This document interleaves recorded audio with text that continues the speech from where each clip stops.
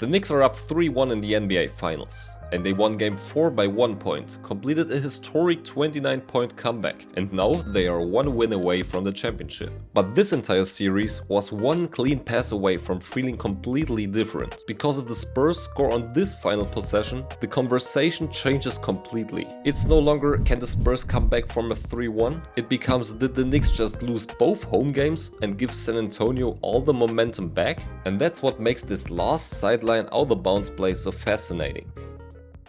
There are only 1.2 seconds left, so San Antonio doesn't have time for a normal possession. No dribble setup, no pick and roll, no second option after a failed action. They need something immediate, a quick catch and shoot, a tip or a lob at the rim. And because Victor Wembanyama is on the floor, the obvious assumption is simple. The ball is going to Wemby. He's the tallest player on the court. He's the biggest vertical target. And in a situation like that, a lob to Wemby is probably the first thing every defender has to respect. And that's exactly what makes this interesting. They use the idea of Wemby as the threat without making him the actual target. The inbounder is Harper. And yes, you can question giving a young player that kind of responsibility in the NBA Finals. That is a massive moment. 1 point game, final seconds, no room for error. But at the same time, Harper had earned trust in this game. He played with confidence and he didn't look overwhelmed by the moment. So this isn't just random. It's risky, but it makes sense. The problem is that he's inbounding against Cat. And in this situation, Towns doesn't need to make a full steal.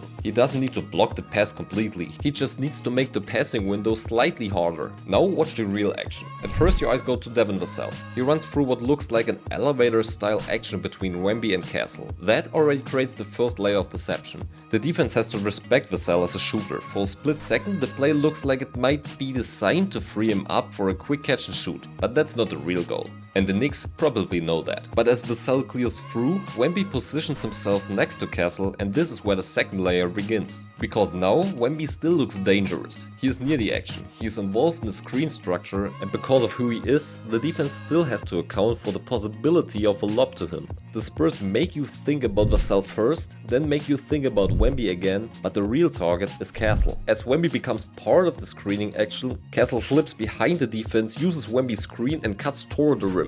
This is the actual play, not a desperate jumper, not a forced Wemby lob, a clean lob look for Castle. The Spurs are actually using Wemby's gravity as a decoy, because even when he doesn't touch the ball, his presence changes the way defenses react. You can't ignore him, you can't relax when he's near the rim. And because the defense has to respect that threat, Castle gets a window behind the play. For a moment, the Spurs get exactly what they want. Castle has space, the rim is available, the pass is there. And if that ball arrives cleanly, he has a real chance to finish and steal Game 4. But this is where the margin becomes insanely small. Karl-Anthony Towns gets just enough pressure on the passing window. Maybe it's a fingertip. If you look at it in slow-mo, it looks like his fingers tip the ball. But maybe it's just the length forcing Harper to throw the pass slightly higher or slightly off target. But either way, the timing is disrupted. And with that much time, timing is everything. Castle doesn't get the clean catch. The lob doesn't arrive perfectly. The Spurs don't get the finish. And the Knicks win the game. And that is the difference between two completely different narratives. If Castle finishes, the Spurs go back home having won 2 games in New York. The Knicks would become the team under pressure. San Antonio would have momentum. And everyone would be talking about whether the Knicks just let the series slip away.